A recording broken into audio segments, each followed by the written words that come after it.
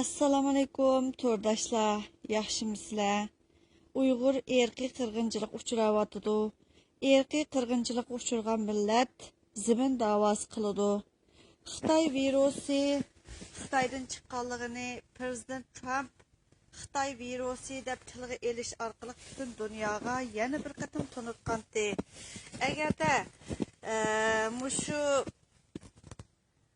Google degan narsani içip bakkan yoki içishni xohlaydiganlar bo'lsa kirgizsanglar.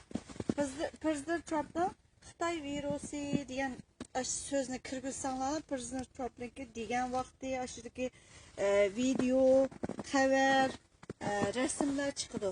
Xat shakldagilarimi chiqadi.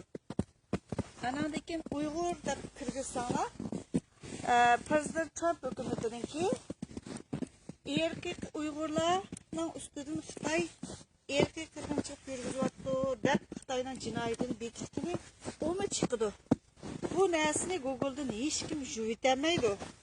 Lekin Xitoy parastlar, Xitoy g'olchilari, Xitoyning o'zining qudratquligi bilan hozir mushu erkek qirg'inchilik degan so'zni Xitoyning peshonasidan yuvitish uchun shunchalik kurash qilyotdi. Hozir Kanada hukumati ergashdi, Gollandiya ergashdi. Erkiy qirg'inchilik degan narsa nimishga og'zingga olamaysa, boshqa bir narsani qilgandan ashu hukumat binosining oldiga kelib, erkiy qirg'inchilik deganni sizlar e'tirof qildinglar, bizga yordam qilinglar desak, boshqa har qanday ishdan eng oqidi deb o'ylayman.